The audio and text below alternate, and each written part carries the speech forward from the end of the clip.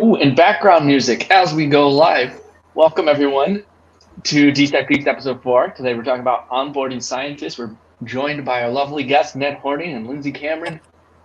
You all might remember Lindsay from a couple episodes ago. And Ned, what project are you working on these days, Ned? Well, I work for Regen Network, so I'm kind of trying to integrate some of the DeSci stuff into the Regen Network. In the DeSci space, helping. I'm just helping to steward with the DeSci nodes project. I haven't been as active as I'd like to be, but that's kind of what I've been doing. Right on. Well, it's good to have you. For those who don't know what this is DeSci Peaks. We do these monthly wrap-ups. It's a link up between the Science Commons Initiative and DeSci World. We spend the first 30 minutes talking about news from the past month that's related to DeSci, and then we have a topic for that last hour. So our May month, we might be back on schedule by the time we get to June. That episode will hopefully happen in like the first week of June. But that's where we're at, Jelani. Take it from here. Awesome. So stuff that has happened over DeSci over the last month. John, you went to Compute Over Data in April. You want to talk about that? I did. Well, I went to ETH Boston in Right. April, and then 2 weeks later was Compute Over Data. Most were very, very interesting. It was nice to see ETH Boston kicking up again after they shut down for the pandemic for a couple of years. But it was a good local showing. Folks from Boston came out. There were a lot of presentations. There were a couple of DeSci talks. And then Compute Over Data, which is hosted by Protocol Labs, Baco and a bunch of other Compute Over Data distributed computing projects. Several weeks later, same city, also great showing, also good talks. It was a lot of fun. So I don't really know how much we want to get into it because no one else was there, but it was it's always good to have people congregate in the same space. And I enjoy just being able to drive down to a conference instead of flying halfway around the world. That was nice. Yeah, I think, I'm curious to you, since you were a part of DeSci Boston last year, have you seen more of a turnout for, I guess, the DeSci tracks for DeSci Boston as well as the Compute Over Data? I think this is its first year, the Compute Over Data one. So it's the first time it's in Boston. I think this is the Okay. third or fourth conference for Compute Over Data. We did one in Lisbon, and they've done one in a couple other places. But yeah, ETH Boston was a larger, Web3 conference, not necessarily pinpointing DeSci, but in the DeSci track in that room, there were definitely students who asked some really good questions and said a lot of the stuff that we always say, like, hey, I'm ending my PhD career at this point, and I'm looking at what my options are in the scientific world, and I'm really depressed about what my choices are. So I'm here at DeSci to see what the potential alternatives are. So that was really inspiring, and I did do a poll of folks when I was giving my talk about who was like new to DeSci, and half the room raised their hand. So there are people still onboarding, largely young folks, still either in school or on their PhD track or just leaving that track. And then ETH Boston, COD, Computer for Data, is a very niche community. So it was mostly us just getting together and sharing our work with one another. Much fewer new people than something like ETH Boston. Cool. There seems to be more and more IRL in real life conferences going on, and I think that's part of the conversation of what we're going to have later on. Is I think that's essential when it comes to onboarding folks. Now, it's also, on one hand, it's more essential, or it's essential. The other hand, it's less scalable because you can't be everywhere, flying around everywhere. It's expensive. Anybody looking at flight tickets, yeah, it's gone up a lot since the advent of COVID. And so it's a lot harder to do these things, but I think it's really important to have that connection in terms of being able to talk to somebody, relate to them, and say, hey, listen, there's all this cool stuff being built, and it's for you to help you succeed in your career, especially as a scientist, where things are a little bit sticky there over the last couple of decades. So, kind of another example of that is the Zuzalu pop-up city, which I think it is a process. It's currently still ongoing. It's an experiment pop-up city going down in Montenegro. And the goal is to basically assemble a bunch of like-minded individuals for a variety of different topics, some of these including longevity, DeSci, a slew of different kind of things, somewhat related around Web3, and kind of have a brainstorming retreat, think tank, in terms of bringing up, cool ideas and what next needs to happen into the future. So Oksana's there and Maria's here. It's great to have you both here. Hi. Hello, everybody. Hello, Oksana. Hello, Jelani. Hello, guys. Hello, Vincent, Jonathan. Nice to be here. Hello. Welcome back. Yeah, the zoos. Did anyone here go to Zuzalu? Yeah, no. It sounds weird to me. I mean, I imagine it was absolutely awesome. Just kind of hanging out and talking crypto. But yeah, so Josh went. Josh from DeSci World went, and you went for the public good. So there was a series of days that were focused around how do we bring forth public goods in a way that is, actually scalable and impactful, and how do we start generating these ecosystems.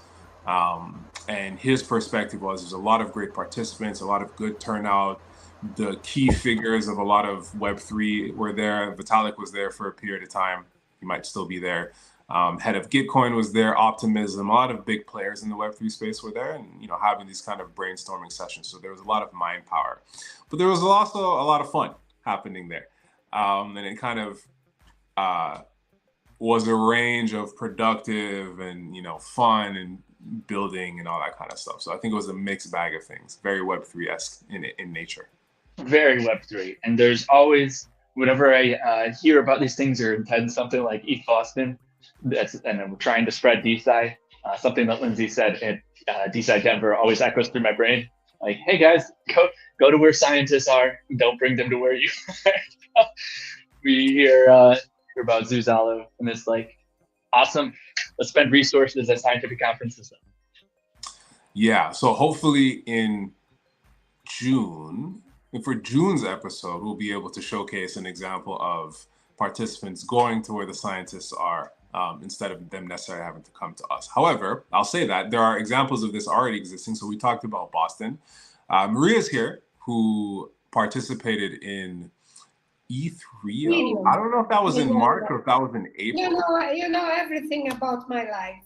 So, yeah, Jelani, Ethereum Rio. Yeah, that's right.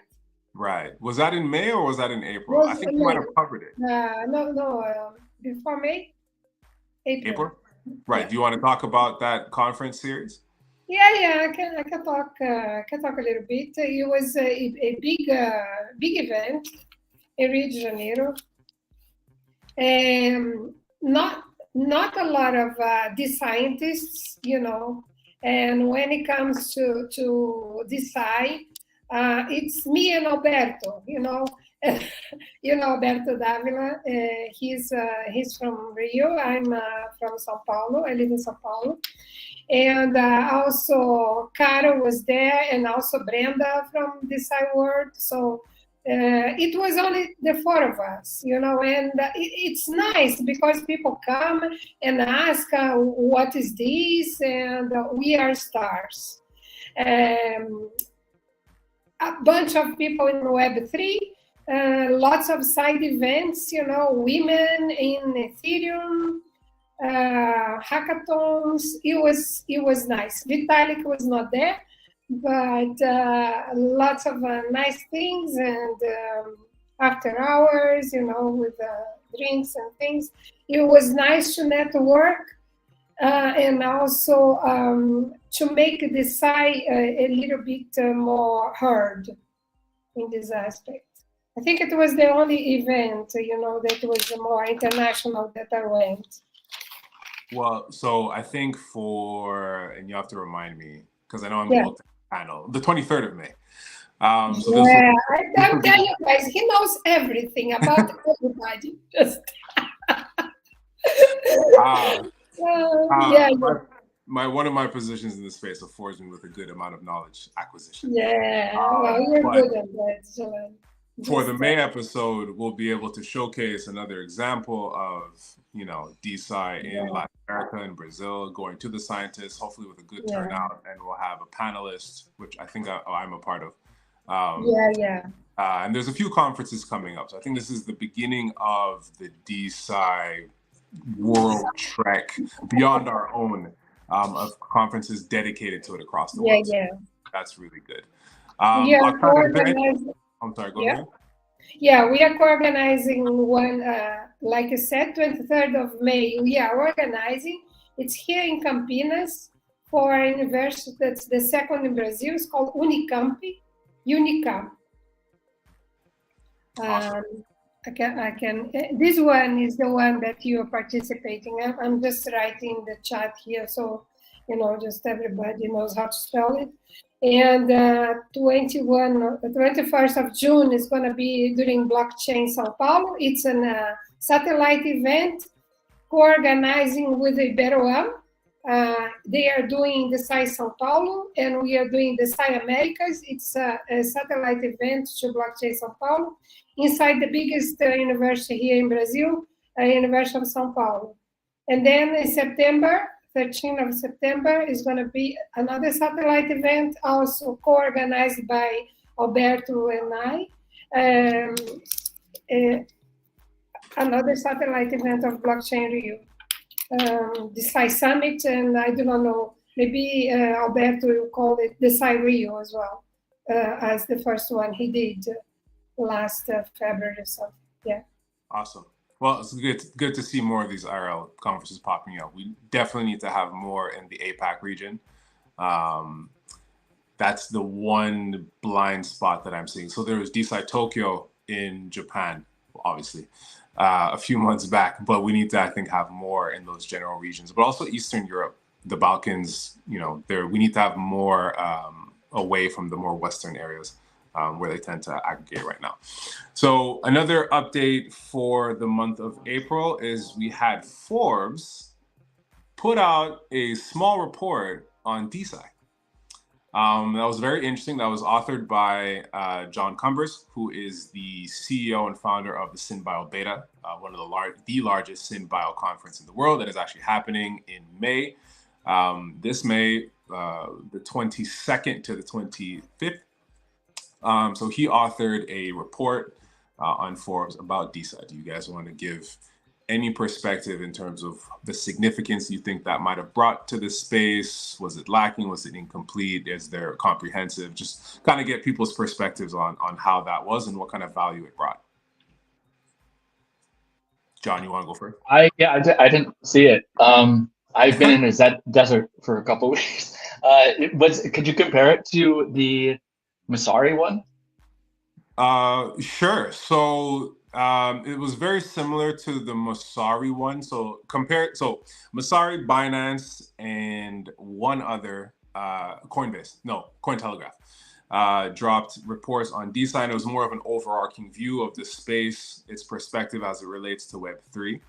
This one by Forbes with John was more focused on the value proposition that DeSci brings as it relates to funding opportunities or correcting the funding landscape or the funding misaligned incentives in science. And it was very much heavily focused on the biomedical range, right? Talking about the biomed funding DAOs, Molecule, the BioXYZ cohort, and these aspects and how DeSci can be leveraged to solve this funding crunch or this funding issues in science. So to me, it wasn't very comprehensive, even though it did display Jocelyn UltraRare Bio's ecosystem map, which was a little bit outdated, is a little bit outdated at this point. There are projects there that are no longer alive, and there is a slew of new projects that have come to fruition, come into being that are not on that map.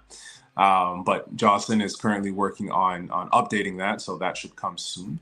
But it was just very much focused on the funding opportunities, and I think that kind of does a disservice to the space because there's much more impactful things, in my opinion, that DeSci is looking to solve. Not that funding isn't, but it's not necessarily the biggest evil or the biggest problem that science is facing. Yeah, it sounds like it might have just been a lead-up piece to SynBio Beta.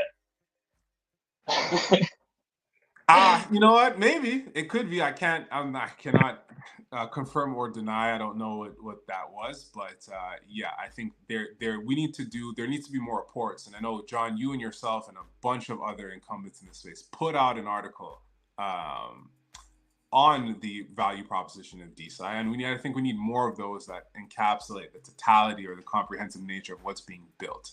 Right, the pillars of DeSci being, yes, financial remuneration, and how do we make that better for scientists, but also how do we solve data loss, data rot, link rot, provenance, the replication crisis, accessibility to science, to the science framework for those who have been, previously left out of the system for a variety of reasons, whether it be DEI-based initiatives or just geographic locations. So reducing the barrier to entry to science. On that really quick, like there was a release by a bunch of neuroscientists, right, that just left the system because the increasing cost for publishing. So it's like DeSci is supposed to build the place that these researchers who are just fed up can go, and it's funding's there, but we got to kind of focus on. I'm in full agreement with you, good sir. That's a good example. That did happen in May, but we could, I guess, tease about it a little bit here. But Elsevier, so Elsevier is one of the biggest scientific journals out there, and they had a mass exodus of their employees, editors in particular, because of the unfair and predatory practices that they employ when it comes to scientist publication, right? And that does encapsulate money, like funding and having to pay for publication, but also just the nature of the beast that science is in its current form. So the rest of you, please feel free to jump on in and comment. In fact, they increased the open access fees because there was a law that passed saying that any research made with public funds has to be published as open access. And they love this. They just love this because they double it. So instead of 2K USD or euros, they made it to 3,850. Okay, 3,850. Not to say that they double, And so, and this was the drop. Right. So people were praised. It was praised. There was a praise that went out when the decree was push more open science, but then that was leveraged to increase the value of having to publish or to leveraging these journals, these predatory journals, in terms of the only way to get your science, or one of the only ways, or recognized ways to get your science out. Oksana, Ned, Lindsay, any insight as scientists who are actively publishing and working perspectives on this? I mean, I was just going to say, I totally support them walking out. Elsevier's evil for 5 zillion reasons. But we should grab those people that left. We should get them on. We should be like, hey, have you heard of DeSci? Let's get you involved. I think it's a perfect proof of principle for why DeSci is needed. But clearly those people are pro open science. Let's get them.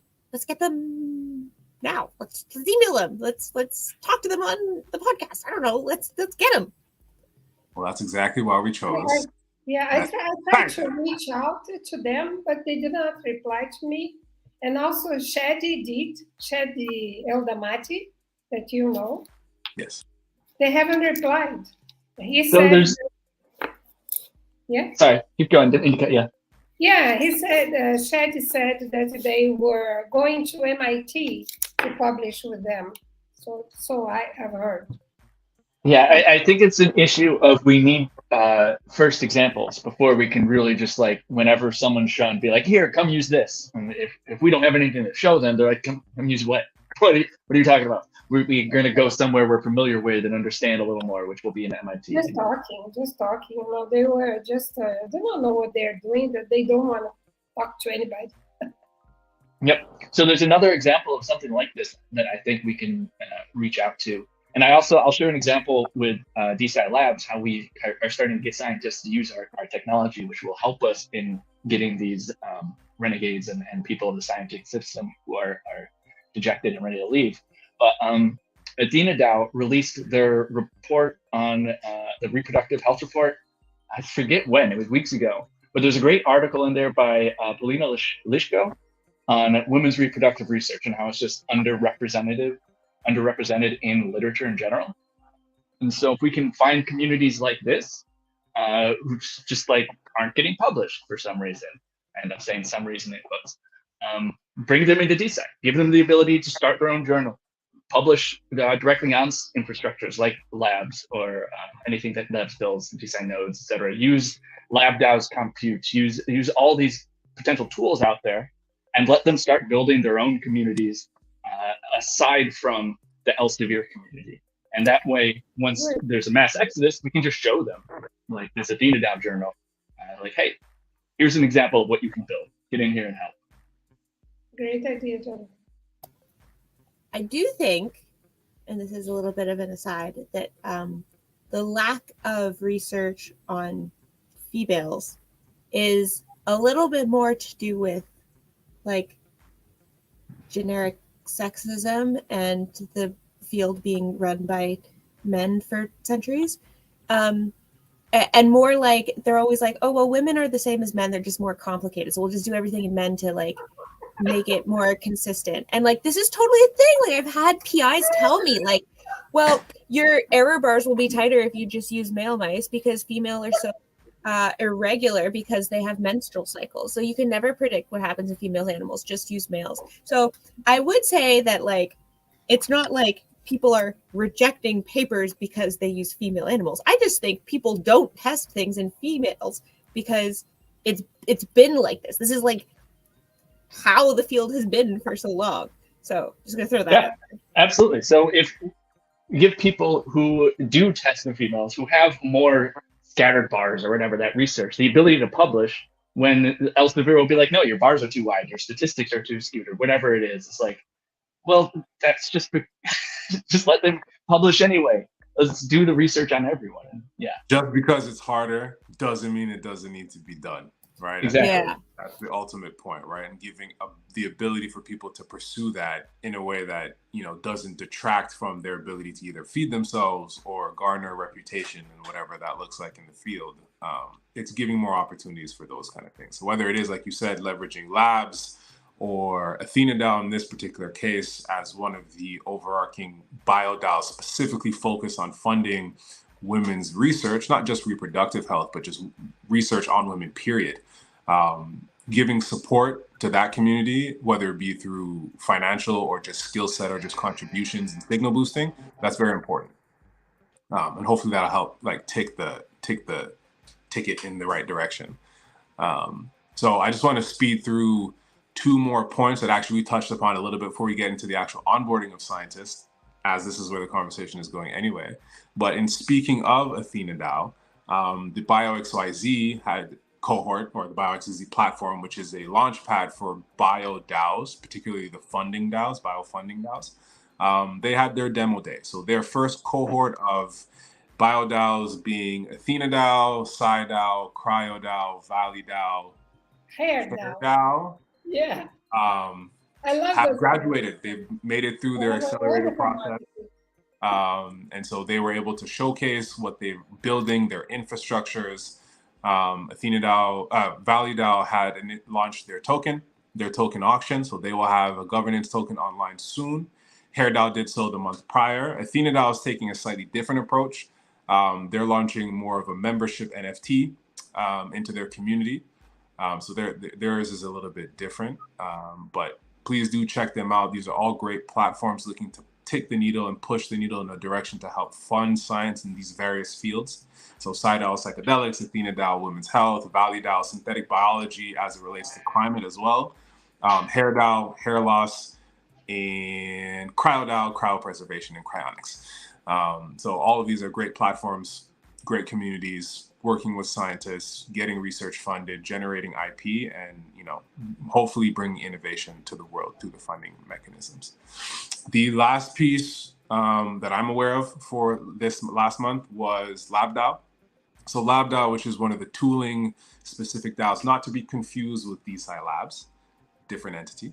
But LabDAO is very much focused on a network of labs and lab infrastructure to allow you to leverage these things to help push your science forward. So they have a few tools on deck, one of them being their Plex platform, which is a computational platform, allowing you to, I believe, leverage algorithms. I'm not a computational.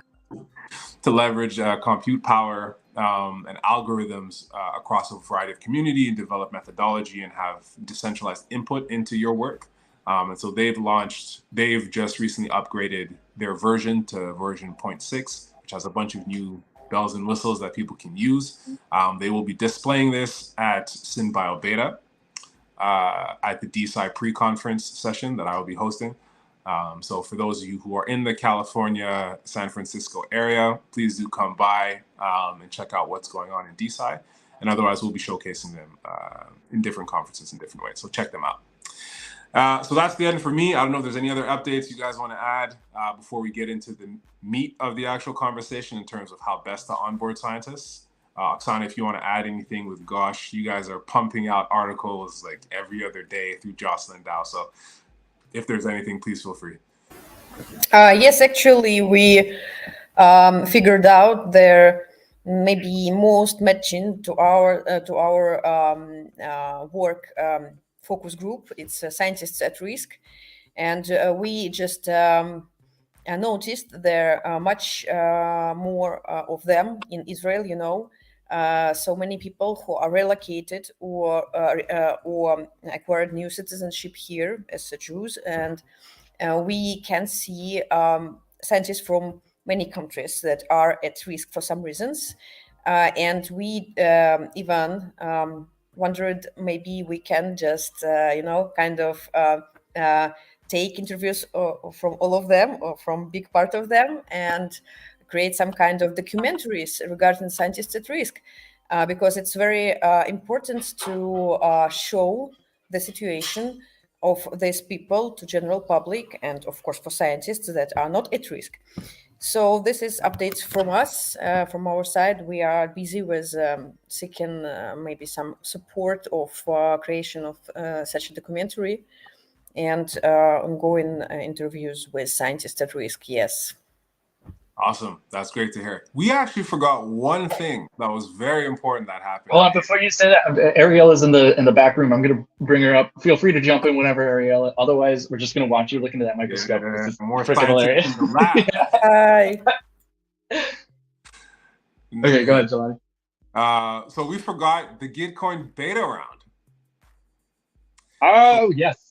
Yeah, That was the big event. That was I think one of the bigger events in the space. It ended in May, but started in April. And this was, so for those who don't know, Gitcoin every quarter or so puts out a funding round. So they leverage their quadratic funding frameworks, and they've now recently decentralized these out to help projects gain funding as long as they fit within the criteria of a particular set of rounds. Now, this beta round had a lot of different featured rounds in addition to their main rounds, DeSci being one of them. So we had 80 participants, 80 projects submit their proposals to become eligible on the platform for the DeSci featured round. I believe 70 of them made it through. And it's been a good round. I think there's been some complications as it relates to actually donating to these rounds. And so for those of you who don't know, anybody can come and donate, whether it be $1 or not. The importance of donation is that the more donations you get, the more you are eligible to match with the cumulative funding round, the funding pool. So there's a bunch of sponsors that come that appreciate the value of a certain round. They donate their money. So the DeSci round had about 75 or 80K in terms of match funding that could be distributed across the different grants. And so if you have a community of members that come and they donate, whether it be $1 or not, that pushes you towards being able to access more of that cumulative pool of funding. So it's not so much the donation by the community, but how many of community members actually donate is going to determine what you get. It's a little more than that. Because here's my question for everyone. Did anyone get over 15 on the passport? No, I got 28.5. Oh, congratulations. Yeah. Nice. Tried my best. What do you mean by over 15 on the passport, John? On the passport. In order to get fund match with your donation, you need to prove that you are human enough to fit the algorithm. And that means you need to get a score of 15 by linking it to a bunch of your external accounts. And it was almost impossible unless you were and Maria, I don't mean this in any way, unless you were a Web3 degen and you had like a bunch of POAPs and NFTs and like, there was no way for just like regular people, like Boink and Gridcoin, giant communities outside of Web3, no one could get like over 15. Like they're huge contributors to GitHub. So it's a little disappointing. Damn. Well, so disclaimer, I was a steward, so I was on the other end of that in terms of determining the eligibility of projects or helping do the due diligence for that. But I do know that there was a slew of issues, and be mindful that this is a beta round. It is not in its fullest form. I believe the next round is going to be I guess their technical GR16. So having smoothed out a lot of the bumps, but some of the issues being the passport that John just mentioned, but also the gas fees.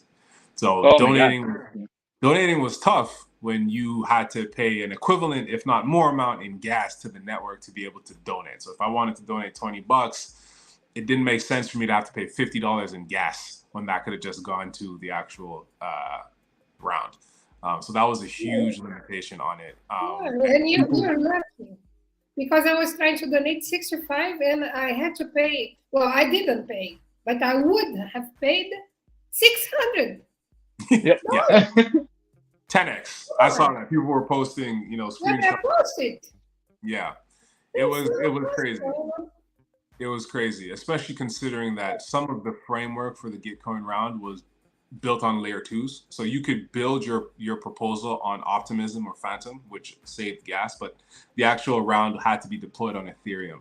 So maybe some oversight in terms of thinking about that. But hopefully the next rounds, and I've heard from the Gitcoin team that the next rounds would be able to be launched on other chains that are a lot less expensive in gas and kind of help, amend that issue.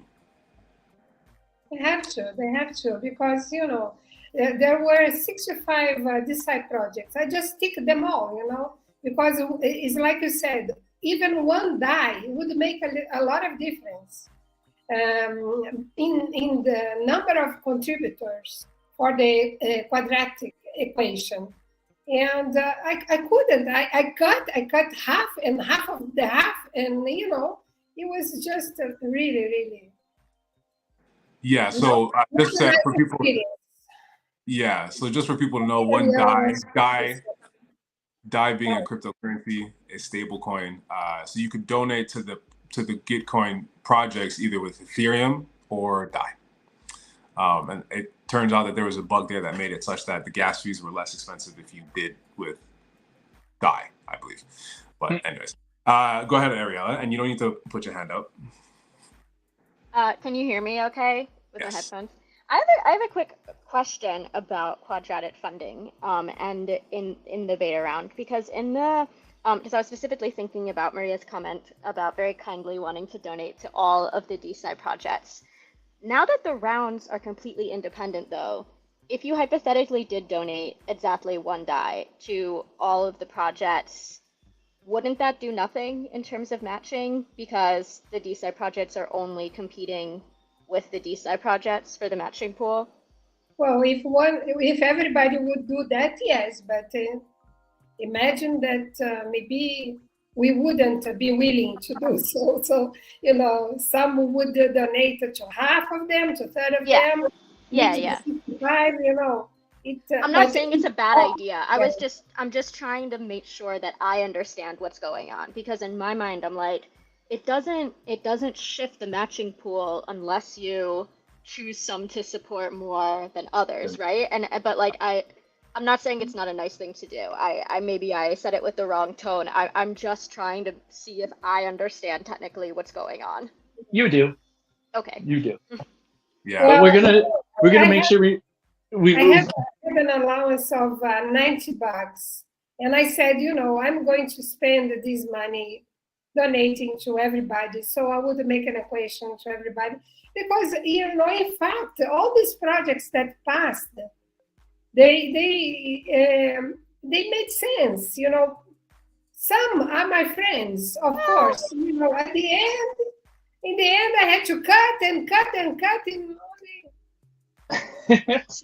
So keep an eye out for GR16. Hopefully they'll have some of these issues solved. But let's make sure we move on to the main topic here, which is onboarding scientists. And I think what we'll do, so I can share an example of onboarding a scientist from the past month, and then I would love to hear Lindsay's and Ned's perspective about this, both because they have a research background and are working to get into the space.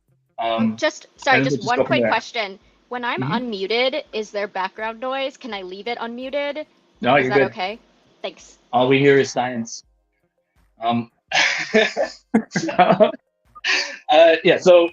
coming from DeSci Labs, we got a actual scientist to use the platform. It's Megan Ansdell from NASA. She runs the, she's an officer in the Planetary Science Division at NASA. She's an astrophysicist, and she used Node. We helped her build a node out of her research so that it wasn't just her being exposed to this brand new technology and not knowing what to do. And we walked her through building it and then publishing it. And it's really cool. Like, everyone is super excited about it. She's excited to see the potential of the new technology, and seemingly was not intimidated by it, largely because we were just like, here's a tool that we can use to help you in a specific way, and we'll walk you through exactly how to use it. So it's very exciting, and I'm seeing this starting to happen around the space a little more. More researchers coming in because some of the tools are getting to the point where they can actually be used practically. It's really exciting to see this, and I think it is one way we can onboard scientists to showcase the tooling that actually makes the workflow easier for them. So with that as a transition, I would love to hear Ned and Lindsay's perspective here on getting into Web3, or thoughts on how, if there's other ways we can work to get researchers into the space. I would just amend that and say not necessarily into Web3, but specifically into DeSci, which as it starts to mature, I think and hope to a certain extent it starts to distinguish itself from Web3. Web3 comes with the connotation of like blockchain, though it's not solely dedicated on that. But DeSci is very broad in terms of its application, use case, tool sets, things coming out. Some of them don't involve blockchain. Some of them are not even tooling. They're social layers. So there's layering to this. There's complexity to DeSci, but just that little amendment. Either Ned or Lindsay, please go as our keynote guests, and then we'll all jump in. Ariella's hand is up, so she's ready to spit some fire. So go ahead, Lindsay. Okay. I was just going to say exactly that. Like, I think that, to really get scientists involved, and I feel like I'm a broken record, so please tell me if I like preach this too much or something. But I really think that to get scientists involved, we need to, I don't want to say downplay like this idea of like blockchain, Web3, crypto. There was a couple of conversations like, why are we at ETH Denver or something, right? Like, why can't we have a DeSci something? And I think if you're really going to get scientists involved, there's so much stigma behind the words crypto, Web3, blockchain. And everyone's like, oh, well, that's not what I do. And no one wants to hear it. Like, that's the end of the conversation. Like, everyone's like, that's weird stuff. That's not me.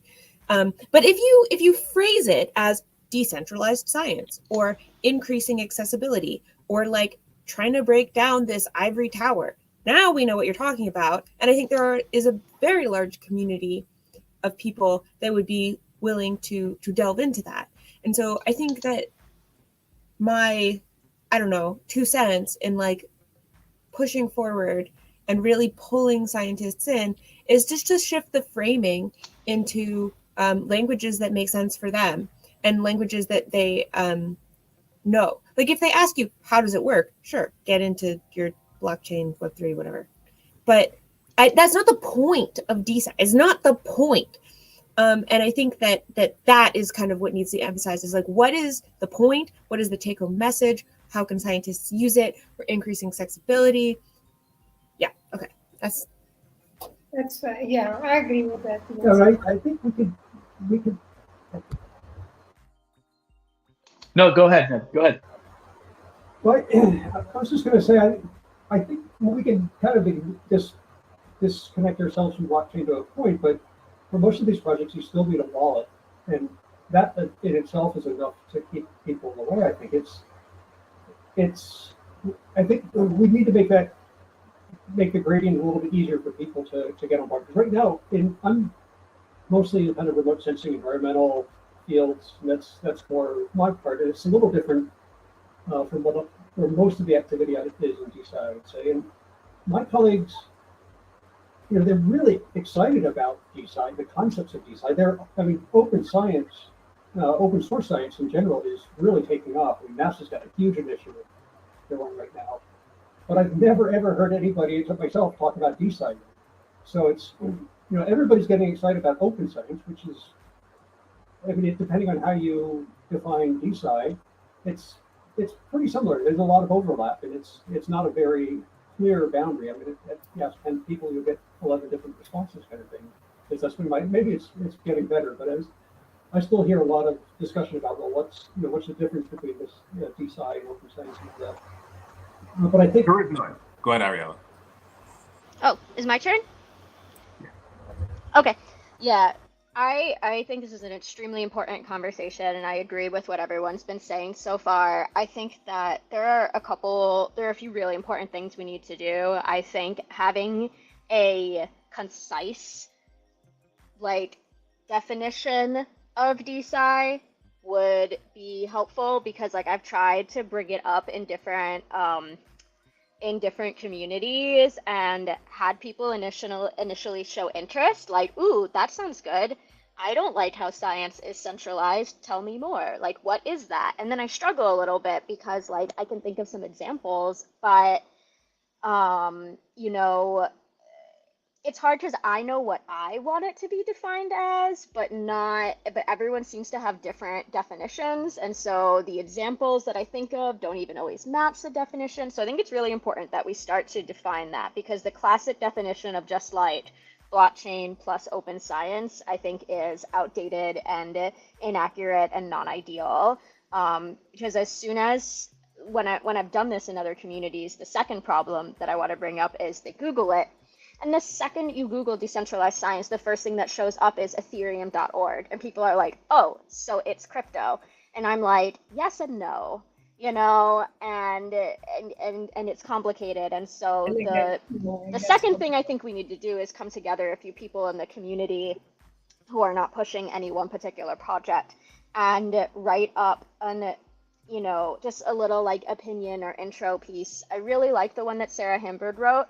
And I used to use that a lot, but like I said, I think it's been a couple years and the movement is going really fast, and so through absolutely no fault of her own, it's now out of date, and I think we need a new one. And I think we also need to publish it not on A16Z crypto, which again was really great at the time, but it's sending the wrong message now. Well, John, yours.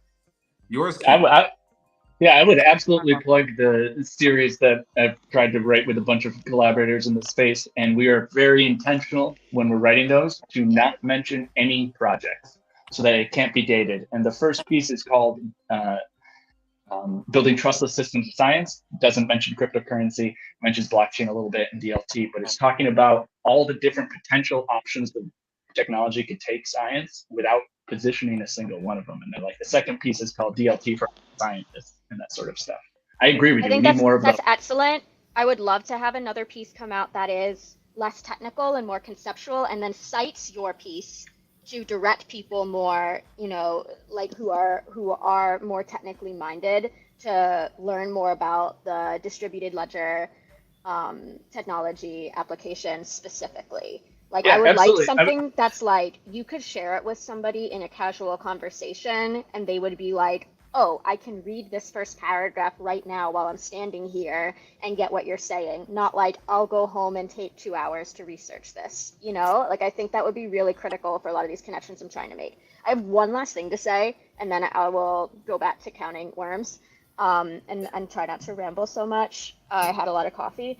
I think that one thing that we have not been emphasizing enough at all, and that would actually be high cost benefit ratio, high benefit, low cost, is identifying projects that are already DeSci and they just don't know it yet. Like that's one thing I've been trying to do. That's why for those of you who are at Denver, watch that, why I brought my professor, Dr. Al Kim, because when we had the Global Rheumatology Alliance, I'm like, this is DeSci, they just don't know it.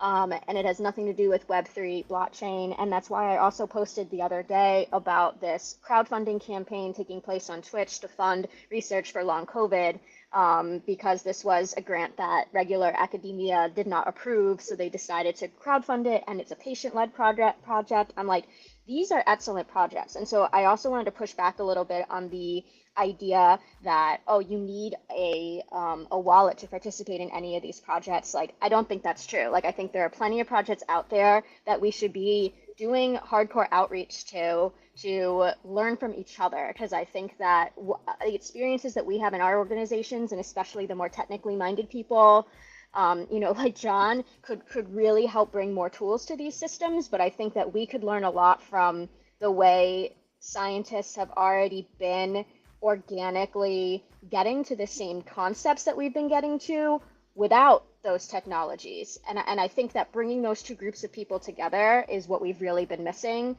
So I really want to start a push for more outreach to these projects that, like are DeSci and don't know it yet. And it would also give us so much more credibility, because these are projects that are like accepted. Like the Global Rheumatology Alliance, like when I posted that in the group that was like, ew, crypto, no. They were like, oh, okay, well, this is excellent. If this is what it is, then I will be interested in it. But no NFTs. Like if you say NFT to me, like I will slap you. Like these are actual people that I communicated with, And so I think we need more of that. I'm gonna say a little bit about my experience with GR15 and how it onboarded me on Web3 for good, because imagine that here in Brazil, it's very difficult to fill up a form for applying for a call to fund your research or fund any project that you have. And during GR15, I just wrote a paragraph. I had a wallet because somebody else, just had taught me to do it. It was very easy to apply and very easy for the tools I had. And my outcome was amazing because I had 1,000 DAIs in contributions that were matched by Gitcoin 4 times. So I got like 4,000 DAIs. In Brazilian money, it is 20,000 reais. It was amazing for me. It was something that could onboard a lot of scientists, because it was just how can I say, an ideation project about publications, decentralized publications. It was accepted.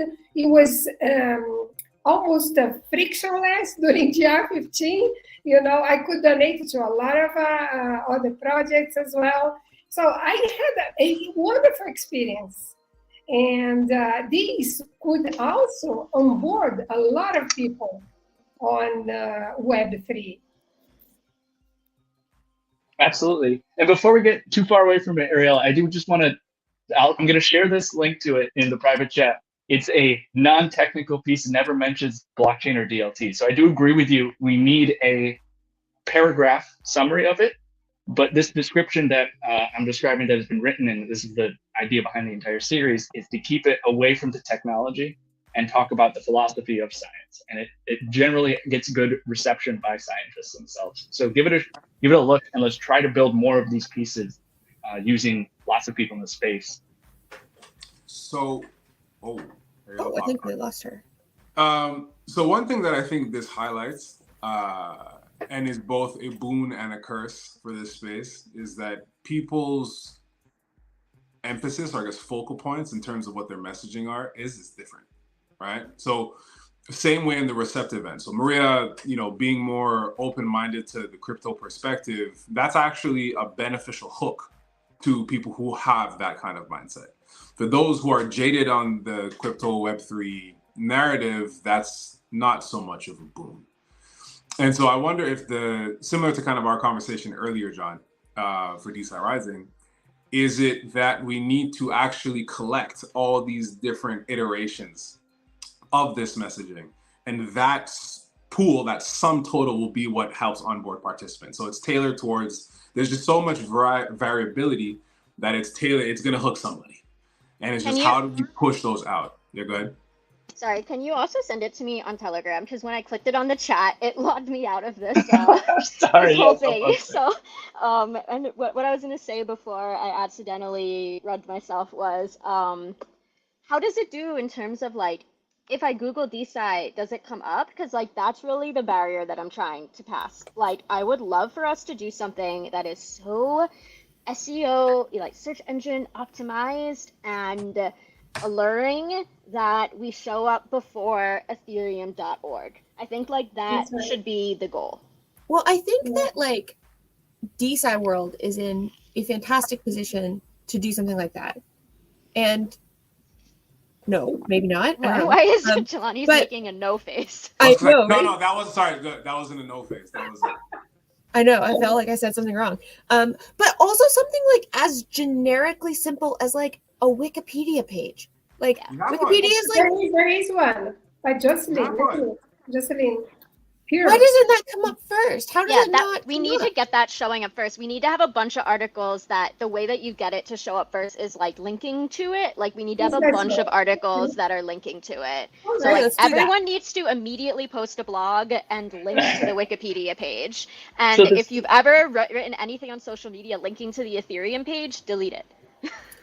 So there's a conflict here, though. Go ahead, Lindsay.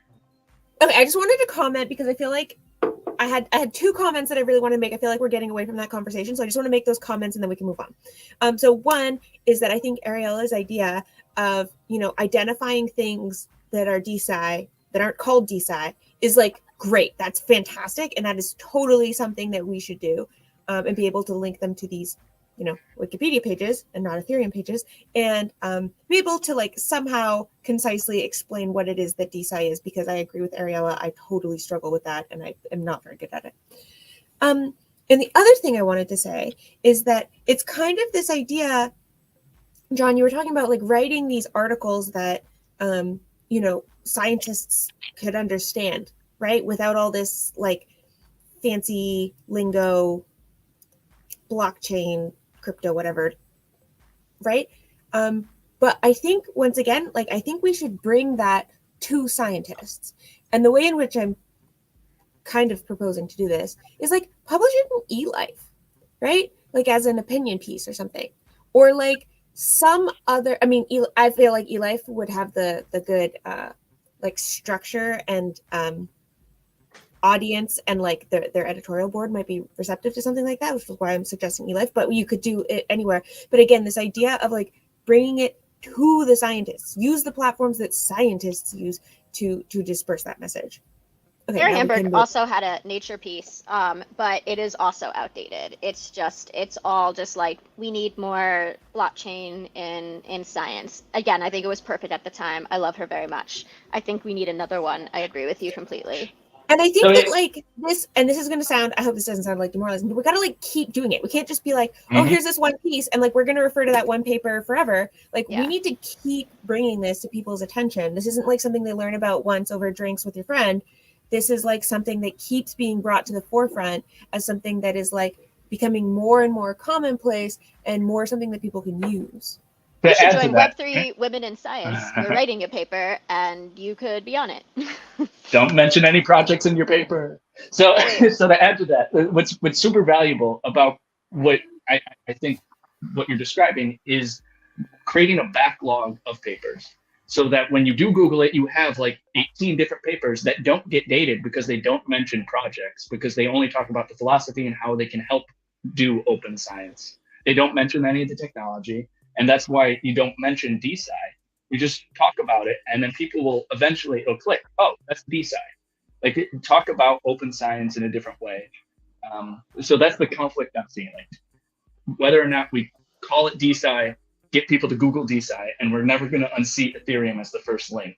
The DeSci Foundation and DeSci.com are the second and third link, but we're never going to unseat the Ethereum Foundation. So call it something else, but still talk about the same stuff. And if we have this backlog, so when you start exploring the ideas without using the word DeSci, you can read opinions that are in conflict, but in the same discussion space from like, I don't know, 10 different authors. Like that's super valuable. So that's what we need to build, that backlog, so that we can just keep the conversation going. So we had that though, because we had blockchain for science before there was DeSci. You know, we had the blockchain for science conferences, and then I would argue every open science publication is also, you know, a precursor / part of DeSci.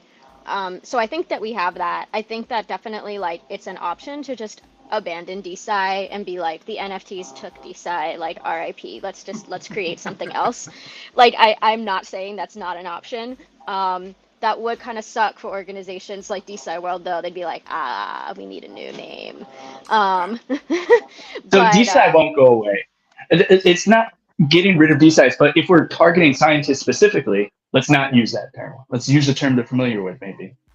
I guess, but like then we have to invent a new. I don't know. It seems like I don't know. I'm curious to hear the ideas.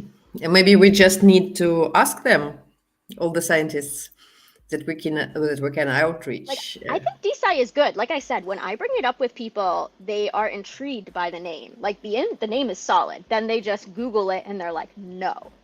So, and I also think there is a difference between open science and DeSci, and I don't think the difference is blockchain, even though I used to. Like really quick, I think that DeSci encompasses a lot more of the coordination layer and like actually doing research, and like open science is very focused on like after you've done the research, like a movement to make the data that you've generated more open and accessible, and also like technologically not just a bunch of manuscripts on paper delivered by horseback. Like I think open science got we need to bring data sharing, science data sharing into the internet age component, and I think they, you know, are obviously major proponents of like the open access movement, but I think that DeSci adds another layer, this like coordination layer, and it is different. And you can have both, but you can also have them each independently. Like I've spoken to Jelani about, you know, GRA again, the Global Rheumatology Alliance. That was all coordination layer. Everything was published super traditionally at the end. There was not an open science component in my mind, but it was a community that came together organically on Twitter and Slack all over the world, like just sprang up like a little colony and recruited, you know, 500 people from all over the world, published 30 articles, did surveys on over like 30,000 patients, like did amazing work. And I think that's DeSci.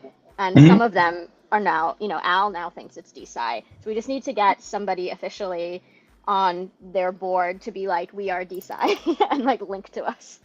And Oksana, I love what you were adding to that, like asking the scientists themselves, what yes. kind of underhanded, what can we say to you to convince you that our thing is cool? Wait, yes. Do you want to build on that? Doesn't my opinion matter? Actually, they need some tools, I guess, some opportunities, new opportunities, and it's not necessary to emphasize that blockchain has some this or this.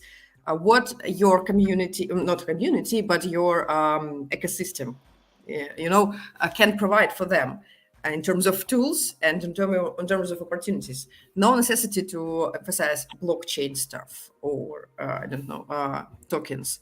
It's actually useless word ever in the conversation with them. And I think that this is a critical question. What can you offer them? What they need, and you can cover. And just this, I think this strategy will win future further. Yes, I think we've got two angles that people are discussing so far. One is the tooling that Oksana, I think you're bringing up right now, providing people tooling. And the other one is what Ariel and Lindsay have been talking about, and myself as well, like the messaging, developing cohesive messaging to reach people. And then Ned brought up another aspect that we really haven't dove into too far, but I think is really important.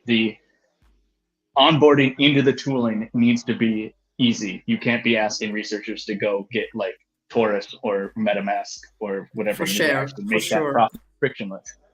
So those are 3 pretty good action items we can walk away with. Yeah, so I think we suffer from the newness of our own space. It's been about 1.5 years, really, if you think about it. So in terms of like search engine optimization, outside of our own little echo chamber, nobody gives a damn or knows about us. Slowly but surely, you're going to start to have more pieces like from Forbes, like from bigger entities starting to come out. And that might change how what comes up when you Google DeSci. But in the same way, like the Web3 component, so the masks, the wallets and all these kind of things, that's going to go away anyway. That's going to disappear in the framework of Web3 as a whole as that starts to mature. Account abstraction, being able to leverage your email, using something like a Rainbow wallet where it's just an email sign-in. You don't need to have that level of custodialship over your assets, custody over your assets in DeSci as you would in financial institutions, right? Now that's nuanced in its own way. If you're generating IP, if you're generating data assets, you do want to make sure that that is not easily taken by somebody else. But for the most part, leveraging these toolings, leveraging nodes, all these kind of things, you don't need that level of custody involved. So you don't necessarily need a wallet. John, in your perspective, is nodes, not a representative, but somebody who is closer to nodes, is there an example or is there a lean towards doing this in a way that does not require the wallet out front? Well, the root technology requires a public-private key pair, so you kind of have to. But we do have an email integration, so you can log in with your email. I think we actually use Taurus. But I agree with you. As the technology develops, that will abstract away.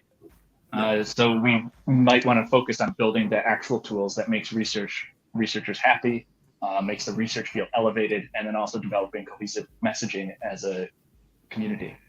So Can I suggest something that might be totally stupid? Yes. And I Oh, those are the best suggestions, please. Yeah, I kind of thought of this when Ned was first talking kind of earlier. Can we not use the word wallet? Because that's a weird thing for scientists to hear. Like, what do you mean, like online wallet? What do you mean? It makes you think of like uploading credit card information or something. Like, can we use account?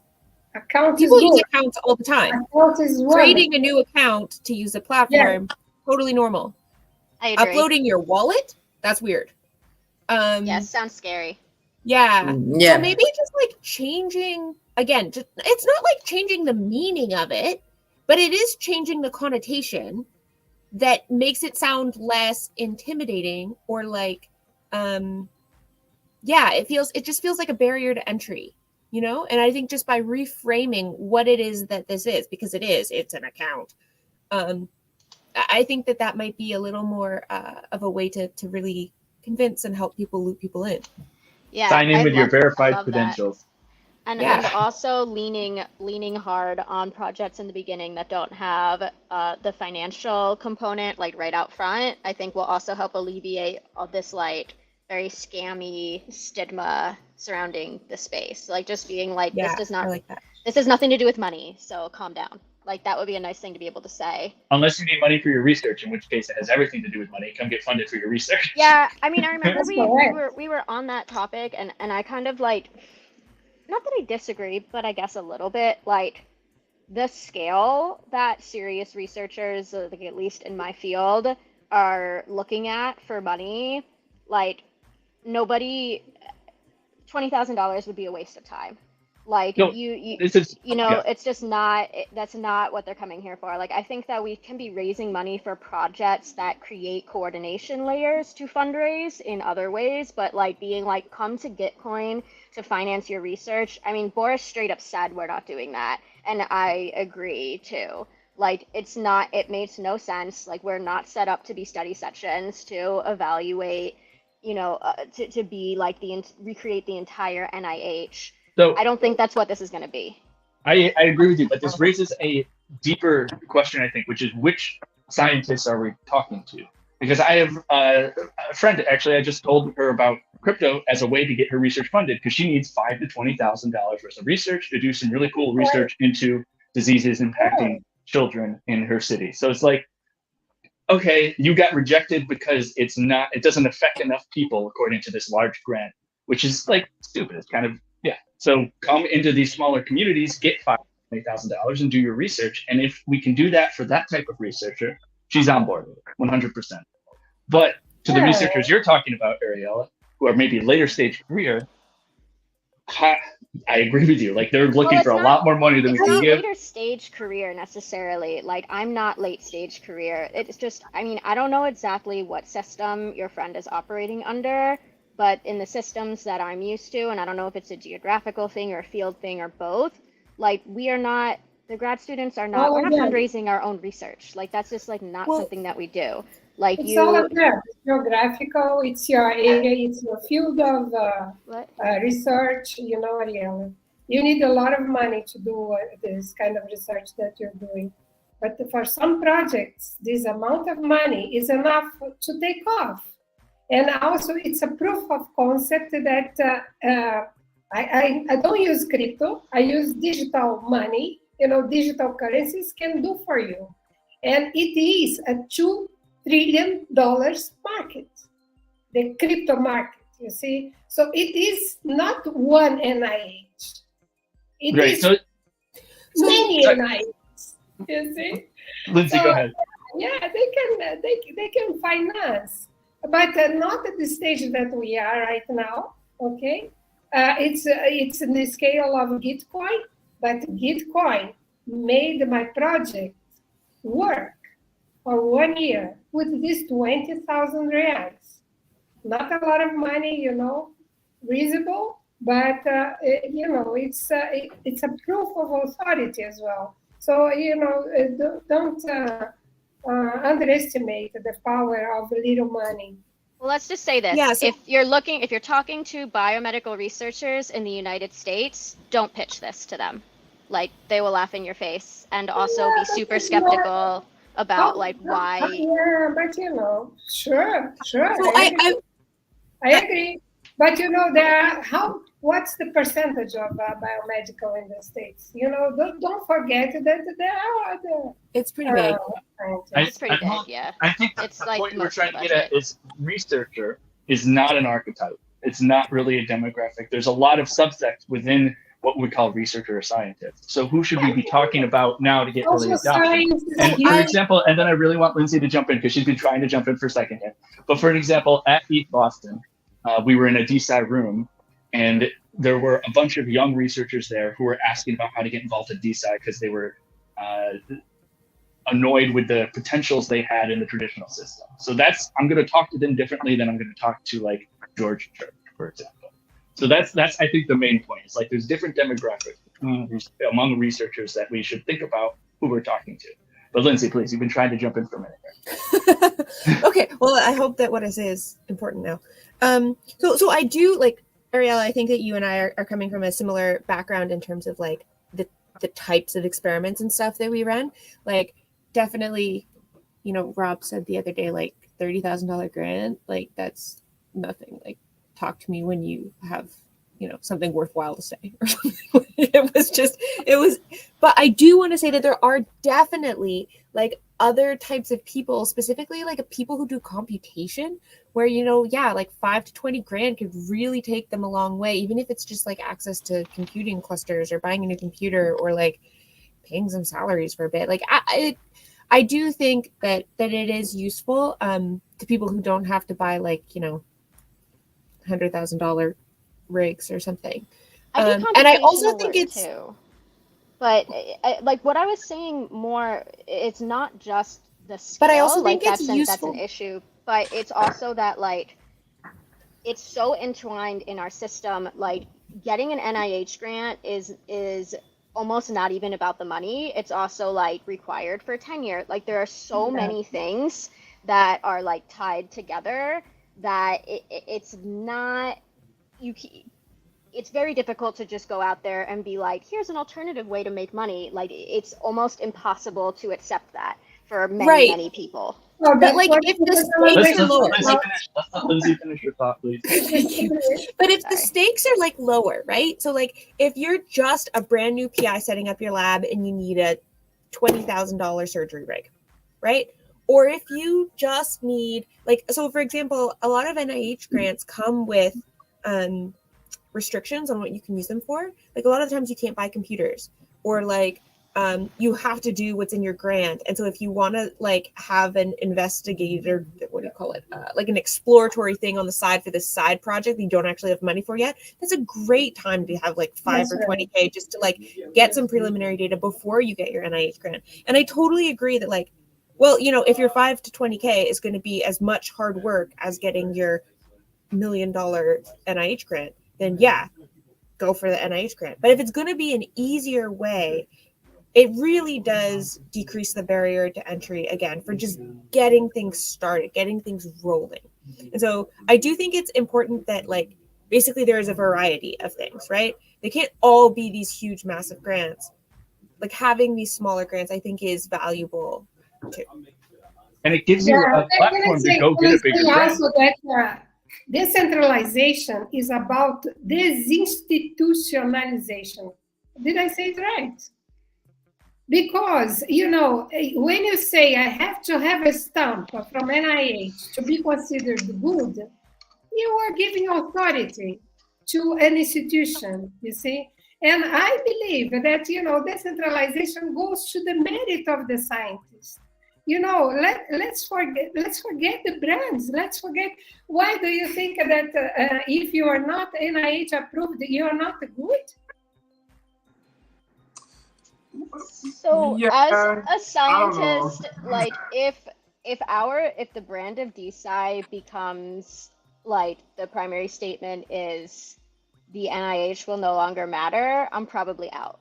Like that's more on like in my like that's a totally different end of the spectrum than where I'm at. And if our mission is to onboard like the most number of scientists, we probably want our messaging to be in a little bit less radical, more moderate of a place. I mean, I don't think we're trying to like totally undermine the NIH. I think that there's a time and a place for both things. No. It's not undermining. It's just like, So I don't think we're gonna have the power to take on the NIH anytime soon, nor would I want to. Like, well, I don't think we that need we could to do what they do. Yeah, and I don't think that we need to. Or yeah, I'm with you. I don't want to take on the NIH, and I think that they do a lot of good shit, and Yeah, we, you know, they're fine. I just think that there's like a time and a place for each. Like they're different things. I don't think that they are mutually exclusive. Like you don't need It's one not or the binary. other. You can have a combo of both, right? Like I think, yeah. Ned, I Feels saw like you it's- unmute if you want to jump in, and then Jelani, you've also been trying to jump in for a second. Yeah, what I'm hearing is that, and this goes back to when we were talking about publishing, it's not like we want to replace Elsevier, or replace NIH, but we need to get higher profile because nobody's going to publish on a DeSci platform if it doesn't have credibility, if the H index is 0 or 1 or 2 or something. So it's credibility that we want, not like this is our goal to replace this organization or something, but we need to have some more credibility. That's what's going to attract people. That's the kind of the goal in research and academia. You can publish 100 articles, but if they're with crappy journals, nobody's going to really care. But if you publish just like one article in Science, you're jumped up to the moon again right away. So credibility, I think, is the kind of North Star from my perspective that we really need to kind of aim for. And it's hard because it's easy to come up with ideas. Like here, and at these DeSci conferences, and when you talk to the younger people, everybody's just excited. They see the problem and they hear these fantastic solutions, but until they're working and they're producing credible results that people actually view as credible, if we think are credible but nobody else does, it still doesn't matter. So that's where I think we want to be heading, but I don't know how to get there. I was just going to ask you, how do we get that credibility? Well, go ahead. Well, just some example, get some projects, but I think getting simple projects that get attention rather than trying to do something super complicated that's going to be really, really hard to put together and work well, but just get something that works well, that people get excited about, and just one thing like that would go a long, long way, I think. Getting Megan from NASA to use a DeSci tool and be excited about it is actually a pretty big step. Yeah. So that's the thing, right? It always becomes this kind of balancing act in terms of we need more people to add credibility to the space in terms of leveraging the tech and showing that it works, which will then bring on or cascade into bringing on more participants and changing the reputation or the need for different forms of reputation, right? I agree with people's commentaries of we're not here to take on the powers that be. I think they have their place and their suit and where they are. The real issue is that that's the only paradigm.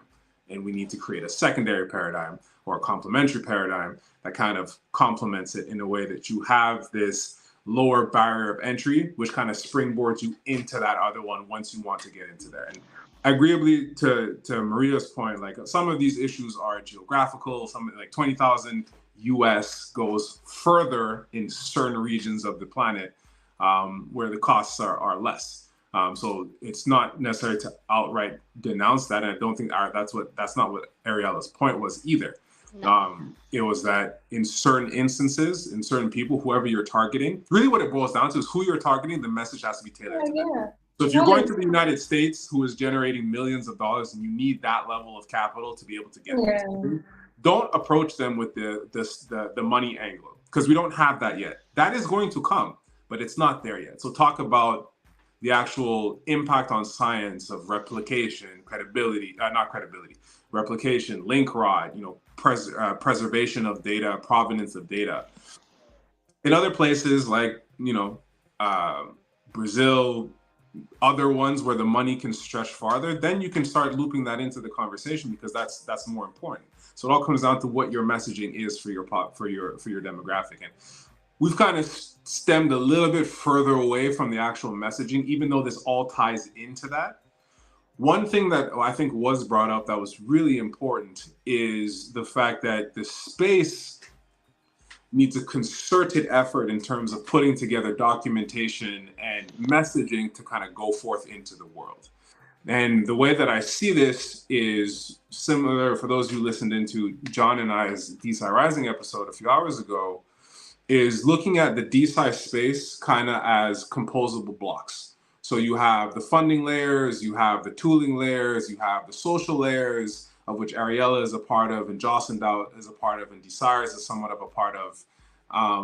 And how do these kind of integrate with each other? And what I've realized is that these layers are not integrated with each other. We are all aware of each other, and we kind of deal with each other, and we talk to each other. We may have friendships and frenemies and all this kind of stuff in different locations, depending on who you are. But there is no concerted effort in terms of, okay, we're building out this tooling platform. Let me feed you our documentation in such a way that your goal is to just spread it out there, right? And creating these funneling avenues, these pipelines to get this messaging out. That's what I want to see. And I think that's what will help move this space further. And I think different from open science, which is a lot more nebulous in that it's more of a philosophy and movement, and there's less substantial tech below or substantial aspects below it that are pushing it forward. We don't suffer from that.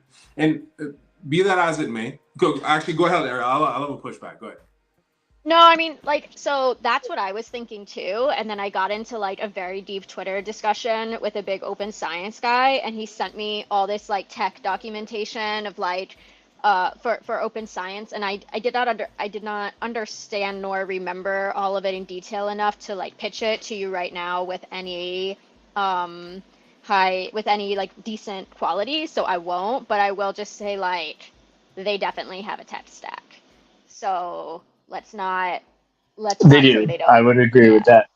There's things that DeSci technology, it's DLT, it's not even DeSci, just distributed ledger technology can plug into that open science tech stack to make it function the way it's intended to, which is what I think we have to leverage in many ways. So there's an example of the Go Fair Foundation, which is trying to make data fair, findable, accessible, interoperable, and reusable. And that they can't do it with Web2 tech, but they can with DLT. So that's something they've been trying to do for a long time, and all of a sudden the technology exists to enable it. And if we find that way to plug into the open science stack, I think 100% we should do it.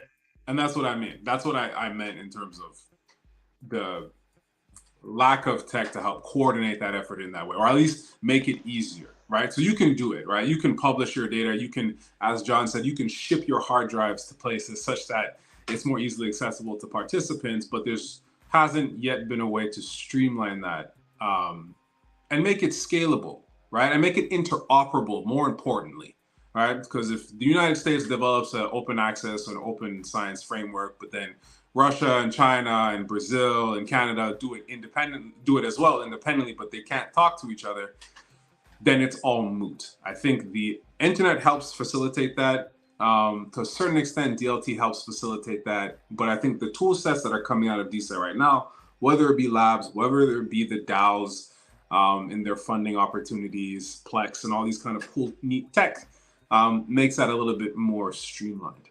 Let me give you what I think is a very effective metaphor for this. And then Ariel, I see your hand up.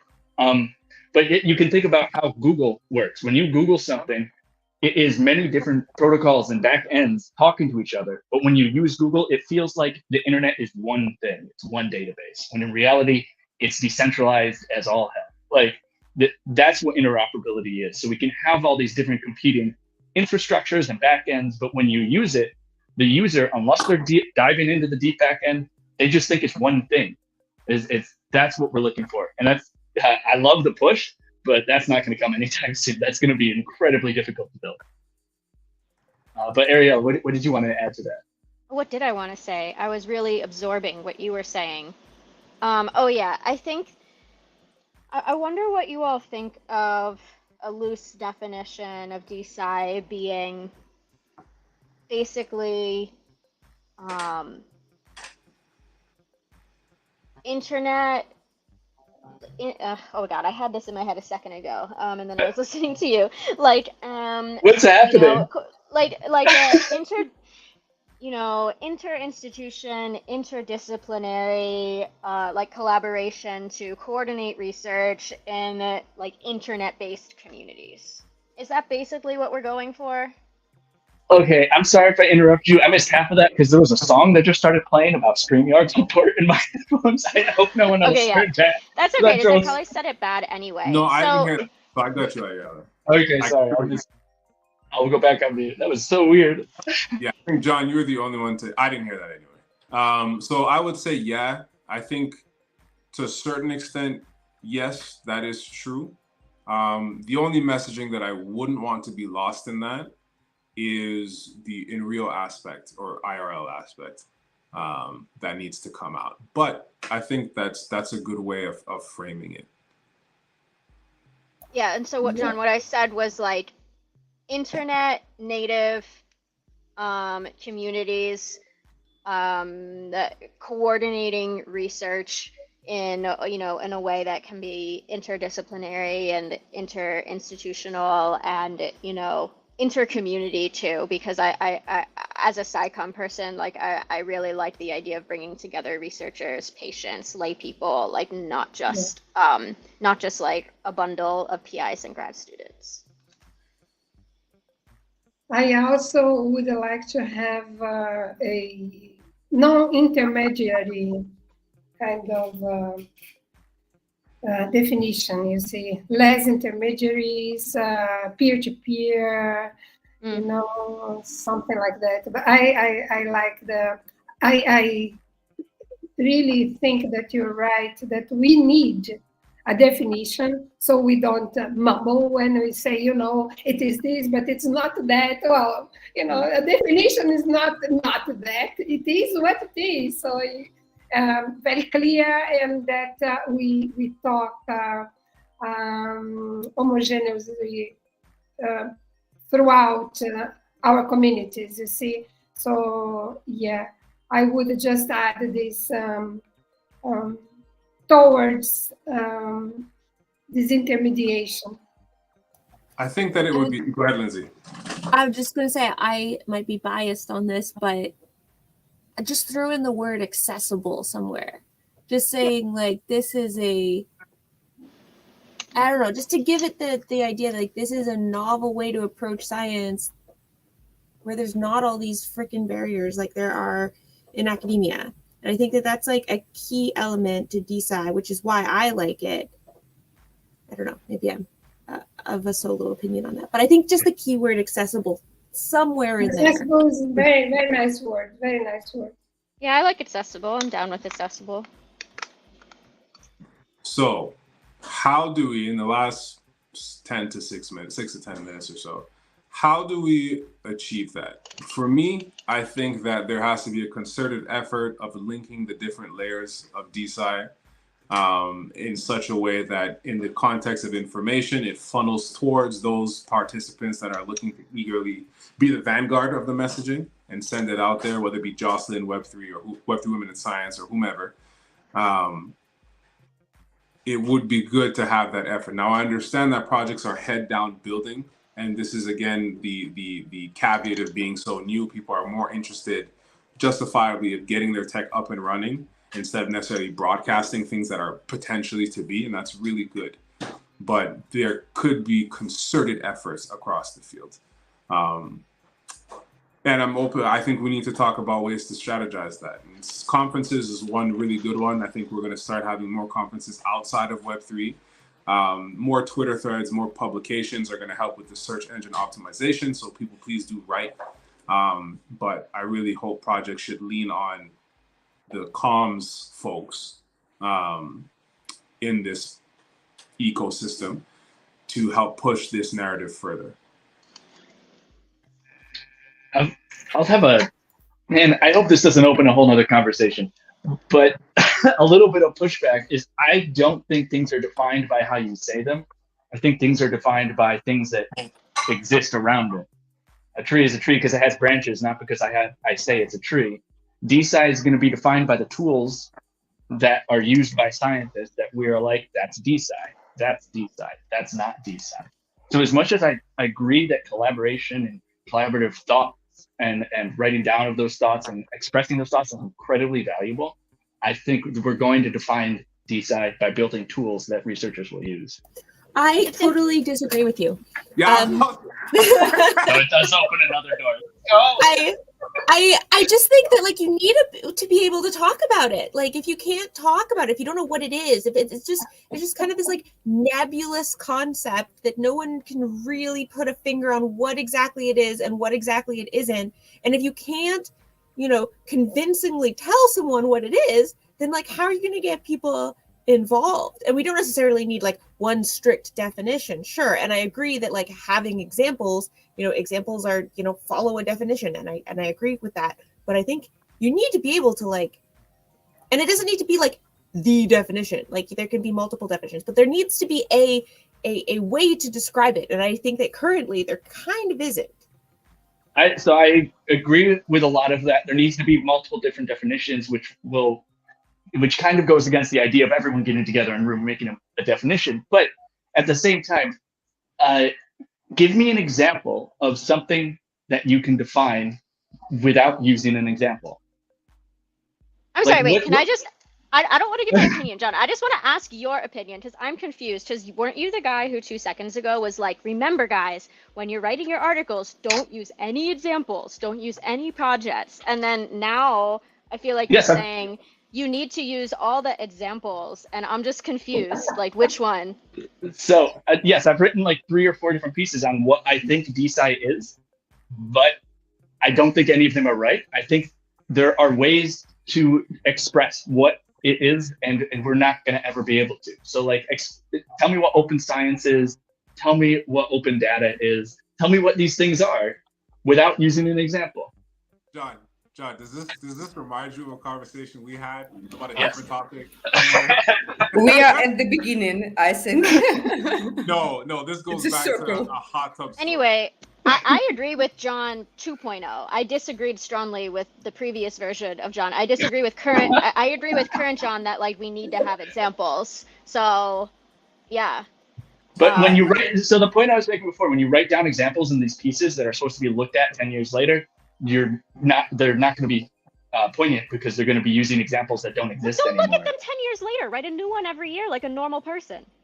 That's fair. Or That's what be able science to track the is. iteration. Be able to track the iteration of those changes, right? Because you can see where they come from. And when you have provenance, then you can understand the why it's conceptually different. If you're writing a news article, I think people are pretty, on the same page in terms of like news changes every year. It's okay to keep writing new news stories. That's why it's called news. Yeah, it's not called olds, right? Yeah. So the reason I disagreed with John was a slightly different reason. Which John? Which John? John 1 or John 2? When Lindsay made her exclamation, I disagree. I object. That when I agreed with her on that was slightly different. It was more to the fact that I think the difficulty with your perspective on how you define that, John, is that everyone has slightly different definitions. So people have different examples. People have different experiences. Different niches have different examples of the same. The IP issue is not the same in the physical sciences, in like the space sciences as it is in the biomedical sciences. But all of these things are encompassed into what is DeSci. And so I don't know if following your trend or following your suggestion is actually going to solve that issue, or going to give a better understanding of what kind of messaging has to go forward.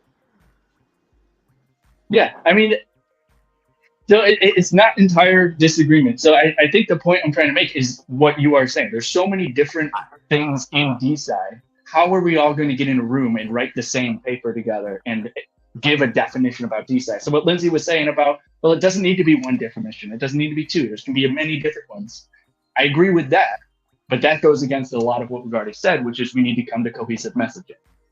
It's like, I think we need to come towards themes in the messaging, right. And I think that's what we're doing now. And then it's okay if we all write like half a dozen slightly different pieces with our favorite examples. I just think that I think it's important that we land on a few themes and move away from a few other themes. And I feel like we've all mostly agreed on all of that. Yeah. And the more people write, the more resolution you'll get in terms of finding what the underarching or the foundational theme is. And that's kind of the idea. What I mean in terms of projects leaning on the comms is let the write your articles, write your things, let the comms folks or people who are more, in the community engagement, sci-comms aspect, be able to analyze that and pick and find what the underlying messaging is. And then in collaborative ways, architect this into a message that can be pumped out to your particular demographic, but also potentially shared across different industries that may be partially tangentially related or interested. All to say, I think we need a more considered effort. This space is forming. We're talking as if it is formed. This is kind of preemptive, prophylactic talk in terms of heading off problems in the future. I have no doubt DeSci is going to be out there. It's already out there. It's in conferences. We're talking. Forbes is talking about us, though limited. The eyes are going to turns towards us. Forbes is still talking about the wrong thing. We need our own Forbes article soon. Oh, facts. Oh, there's no doubt about that. So I'm gonna bring this up as a potential action item and a call to arms. Yes. Let's write our own version of the Forbes article and publish it somewhere where scientists will read it. Yeah. And so let's have a couple of us start a document and write it up and send it to a journal. I'm totally serious. Let's do this now. Not like right now, but good, because I need to take my dogs on another walk. But I am totally on board. Yeah, add me to your mailing list. Subscribe. All right, cool. So that'll be that is in the works from a variety of angles. Hopefully find a way to pull these together and submit them as a comprehensive, very detailed document, or not overly, but to some place that is impactful for both scientists and laymen. So right there, what you did is what I'm talking about, but we won't get into it. Let's wrap next up. episode. We'll get back into it, right? So this running theme, we'll have plenty episodes coming forward. So as we reach the top of our time, it's been an hour and a half or so. I'd like to thank everybody here, Lindsay, Ned, Oksana, Ariella, Maria, John, and your two dogs, and myself, for participating and weighing in. This is an open discussion. This is not to come to necessarily the solution, but start talking about what we need to do, and not shy away from difficult conversations. and we'll eventually have a frenemies episode to air grievances. Yeah, thank you all for participating. Thank you, listeners, for listening. We will eventually be releasing clips of these to share across socials so that it can widen its reach. This is part of that initiative in terms of getting DeSci out there, and we thank you very much for participating. Please do check out, follow Lindsay on LinkedIn, follow Maria and DeSci on all of their socials. Oksana and Jocelyn Dow drop fantastic articles every 2 days or so. Follow Regen Network with Ned, very insightful scientist, decades in the game. Ariella, follow her on Twitch. She's recently started a Twitch stream for ICOMs and a variety of other things. When are you bringing this to Twitch? When is that Next happening? Next month. Okay. Next month. We have all new platforms we're going to be on, so don't worry about that. But yeah, follow Ariella on Twitch, on Twitter, on LinkedIn. She also has a store for some of her great science art. Please do check that out.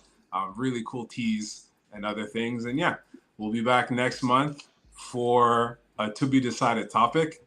Those of you who are interested, please submit topics. We love to talk about them all. We'll have guests here of panelists with kids to come and showcase the next generation of DeScientists coming up right now. So thanks for being here. Thanks for being a part of it, and we'll see you guys next month. Thanks for the conversation, guys. It's always so much fun. It was great. Goodbye. Thank you. Nice to see you all. Bye.